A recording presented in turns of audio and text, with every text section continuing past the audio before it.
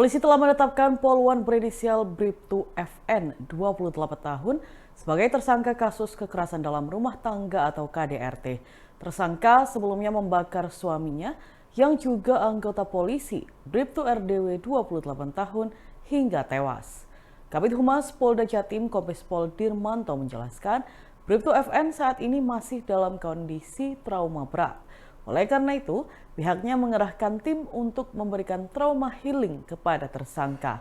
Adapun aksi pembakaran Bribtu RDW oleh Bribtu FN terjadi pada Sabtu 8 Juni 2024 pagi di Kompleks Asrama Polisi Polres Mojokerto.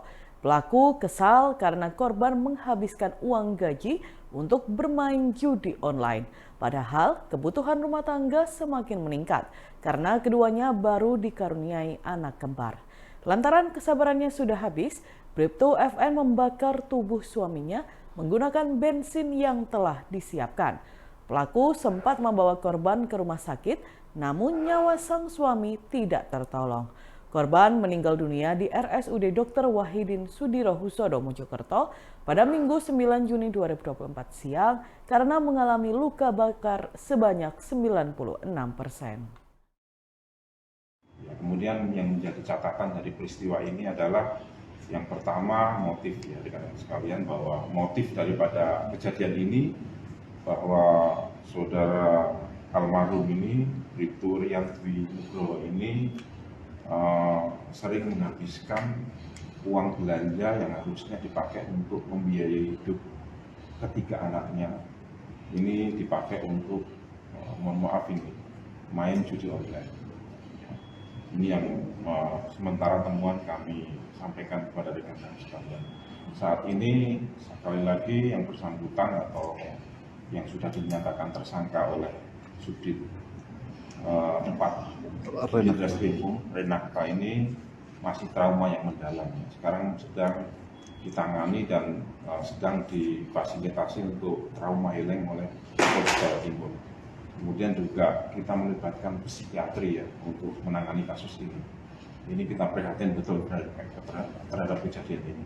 Soal statusnya kan sudah tersangka, Komandan. Nah, untuk konstruksi hukumnya, Komandan, itu lebih ya, kemana? Sementara ini kita masih terapkan pasal KDRT, kekerasan dalam rumah tangga. Untuk kondisi korban sendiri seperti apa? Korban pada pukul 12.54 tadi dinyatakan meninggal. Di tengah perang Gaza, Menteri Kabinet Perang Israel Benny Gantz justru mengundurkan diri. Keputusannya mundur dari pemerintahan disampaikan pada Minggu 9 Juni 2024. Dikutip dari Al Arabiya, Gantz mengaku pilihannya adalah keputusan rumit dan menyakitkan. Namun, ia menuding Perdana Menteri Benjamin Netanyahu tidak kunjung meraih kemenangan nyata atas Hamas. Selain mundur dari jabatannya, Gantz juga mendesak diadakan pemilu guna memilih pemimpin Israel yang berkompeten. Menanggapi hal itu, Netanyahu mengatakan bahwa sekarang bukan waktunya meninggalkan pertempuran. Ia masih berharap Gantz mau bertahan di kabinet perang Israel. Sebelumnya, Gantz berulang kali mendesak Netanyahu untuk mencapai kesepakatan guna menjamin pembebasan seluruh sandera. Ia meminta hal tersebut diprioritaskan. Namun apa yang diminta Gantz tidak kunjung terkabul meskipun perang telah berlangsung selama 8 bulan.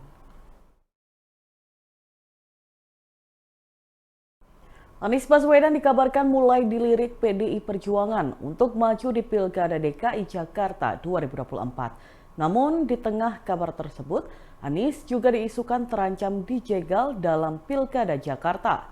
Merespon hal ini, pengamat politik Henry Satrio pun menyebut bahwa jegal-menjegal dalam politik merupakan hal biasa.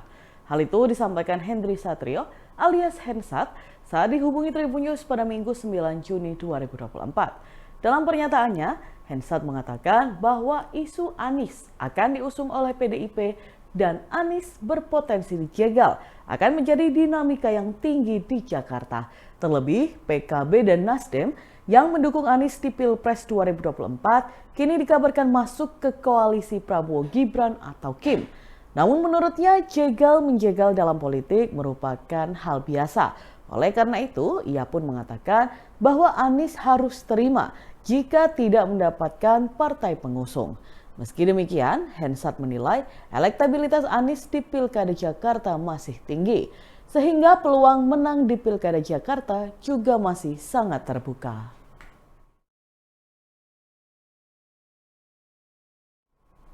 Ornamen jembatan Brawijaya Kota Kediri sisi barat sebelah utara hangus terbakar. Api dengan cepat membakar ornamen yang terbuat dari bahan plastik tersebut pada Senin 10 Juni 2024. Kobaran api yang mengepul dan asap yang menghitam membuat kebakaran itu dapat terlihat dari kejauhan. Kobaran yang menghanguskan bangunan ornamen ini berlangsung singkat, hanya sekitar 15 menit.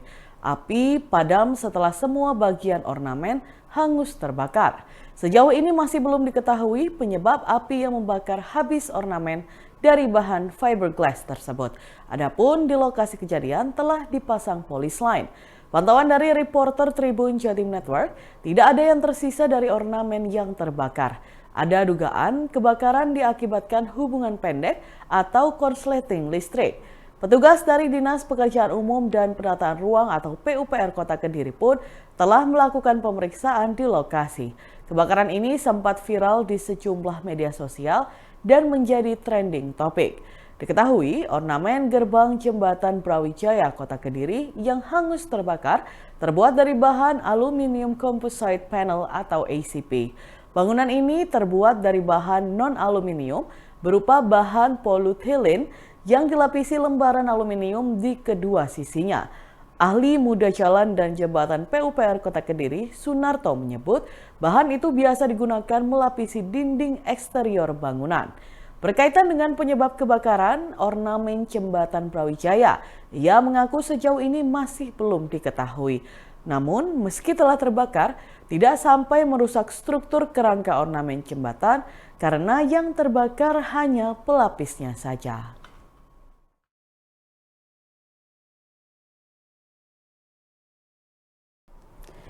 Grand Opening Super Copa, acara peringatan 100 tahun Pondok Modern Darussalam Gontor, diwarnai dengan pertandingan eksebisi antara Gontor FC melawan Timnas All-Star pada Minggu 9 Juni 2024 sore. Pantauan di lokasi, pertandingan eksebisi ini dimulai pukul 4 sore waktu Indonesia Barat. Pertandingan tersebut dilaksanakan di Darussalam Gontor Stadium dengan Timnas All-Star yang terlihat full tim. Mereka yang turun adalah Dian Agus Prasetyo, Farudin Arianto, Jatus Haryono, Benny Wahyudi, Ahmad Bustami, dan Alfarizi. Lalu ada Evan Dimas, Randy Irwan, Randy Karahma, Dery Setiawan, dan Haryanto. Sedangkan di bangku cadangan ada Iden, Rizal, Fikti, dan Hanif. Kemudian dalam tim Gontor FC ada Salsatun, Amru, Referi, Yakub, Ovan, Marta, Golib, Pele, Supri, Diva, Sadra, dan di bangku cadangan ada Mustafa serta Fikri. Pertandingan berjalan cukup seru walaupun Gontor FC sempat tertinggal saat babak pertama. Pada menit ke-25 ada Ahmad Bustami yang membobol pertahanan Gontor FC dengan penalti tiang jauh. Gol kedua dari Dedik Setiawan pada menit ke-27, sedangkan gol ketiga dihasilkan Farudin melalui sundulannya pada menit ke-29. Gontor FC sempat membobol pertahanan kiper Timnas All-Star, Dian Agus pada babak kedua. Sementara itu, Ketua Divisi 100 Tahun Pondok Modern Darussalam Gontor Ponorogo, Ahmad Fauzi Hidayatullah mengatakan, pada grand opening pertandingan eksebisi mengundang Timnas All-Star dengan melawan Gontor FC yang ikut dalam turnamen. Ahmad Fauzi juga mengatakan pemain Gontor FC adalah alumni Pondok Modern Darussalam Gontor yang masih aktif di pondok. Acara peringatan 100 tahun yaitu Super Copa 100 tahun Gontor ini dimulai pada Minggu 9 Juni 2024 dan ada 16 tim sepak bola dari Jawa Timur dan Jawa Tengah yang akan bertanding. Dan Tribuners, berikut kita simak wawancara dengan Ketua Divisi 100 Tahun Pondok Modern Darussalam Gontor Ponorogo, Ahmad Fauzi Hidayatullah. Turnamen dalam rangka ulang tahun Pondok ke-100, untuk nama turnamennya Super Copa 100 Tahun Gontor. Ini memang mengundang Betul, ini untuk pertandingan eksibisi itu kita undang timnas All Star, nanti lawannya dengan Gontor FC yang juga ikut dalam turnamen ini. Termasuk pianinya atau para santri? Pemain Gontor sendiri, ya dari alumni Gontor. Oh, Alumni Gontor. Alumni Gontor yang masih aktif di pondok ikut dalam turnamen juga, dan untuk sore hari ini kita lawankan dengan timnas All Star.